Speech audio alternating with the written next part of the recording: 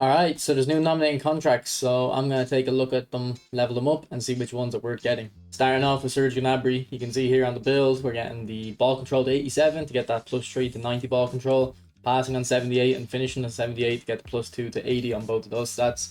And then for acceleration, we went for, well, dexterity, we went for 87 balance to get the +3 to 90 there, and same with the kick and power. This is what he looks like with boost, and then you have 3 points left over, so you can either put an extra little bit into speed, make that distance between speed and acceleration a bit shorter, or you can take one off speed and make it dexterity a bit better. Which one would I rather? I don't think there's a difference really, and to be honest, you can't do anything with this extra point anyway. You can put it on physical, you can put it on defending, so it's useless. So honestly, go whatever which one you want. I don't think there's a difference. And then when we look at his skills, he wants double touch, flip flap, true passing, first time shot, and acrobatic finishing. For Gavi, I have two builds. The first one you can see we're getting the 85 low pass, 85 aggression, and 85 acceleration.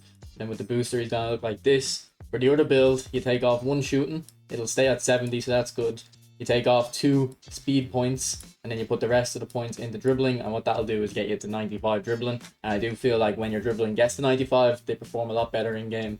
Both builds keep the kick and power quite low, because if you want to get that kick and power to 80, you'd have to invest, 12 points in. I just think that's too much of an investment for 80 kick and power. Now, this Gavi is a whole player and he has very high defensive stats, so we're going to play into that. It's kind of a rare combination, so you should definitely play to those strengths. If we look at his skills, the skills I'd recommend on him are flip flap, track back, interception, first time shot, and acrobatic finishing. The whole idea behind this Gavi is you play him in either centre mid or AMF and you attack from the front, and you try win the ball high up the pitch, intercept because of his aggression and his defensive engagement. And he's got 71 tackling in my build, and he'll be very effective at winning the ball high up the pitch. Next player is Tyrone Mings, and it's a straightforward build. The reason we have the 4 dexterity and the 4 lower body is because we want to prioritize his speed. Konami already know that defenders need speed more than acceleration. That's why it starts off with that big gap. But we want to get the 70 acceleration just for a threshold. You don't need to put much jumping on him. 1, he's 196 centimeters tall, he'll win headers regardless, and then 2, he is a destroyer, and I've done a video on how to level all defenders in the game, and I explain in there why destroyers don't need to be that good in the air. Ming starts off missing 2 defensive skills, so you're going to put acrobatic clearance and slide tackle on him. After that, you probably don't really need to put much skills on him. It's not going to make him a good card. He's never going to be good on the ball, but if you really want to put one touch pass, true passing, and low lofted pass on him. Next player is Tammy Abraham, and I don't like the look of him. I wouldn't even worry about his dribbling or anything, just make him good at shooting and fast, and he's tall enough that his physical contact or aerial strength don't need to be too high.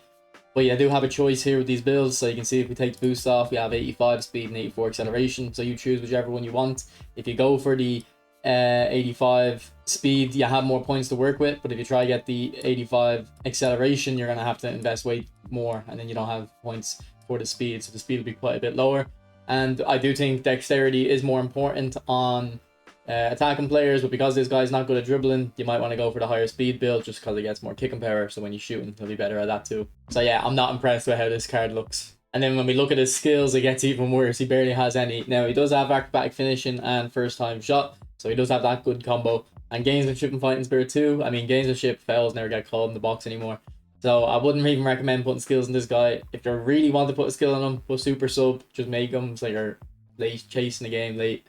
You're just hitting a hopeful ball up, and if it falls to him, he scores. If he doesn't, he doesn't. And he probably won't because his card isn't that great. Next player is Mason Mount, and he actually doesn't look like he has a really bad card. I think it actually looks quite decent. But if you don't like the look of this one, what you can do is you can take 1 point off dribbling because you have 11 invested. You still get the +3 from the 86 ball control and the 87 type possession. The dribbling being 84, it probably isn't a big deal just because he isn't the fastest player anyway, so you shouldn't be running with the ball with him.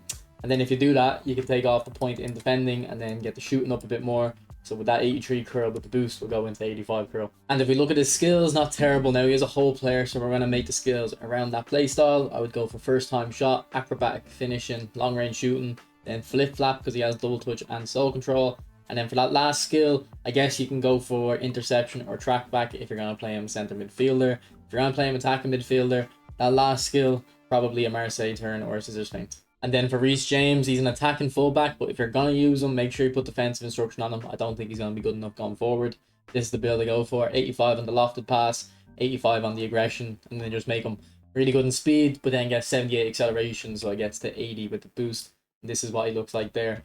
So his technical stats are actually really good for a fullback in terms of his dribbling. That's good dribbling for a fullback. That's great passing for a fullback.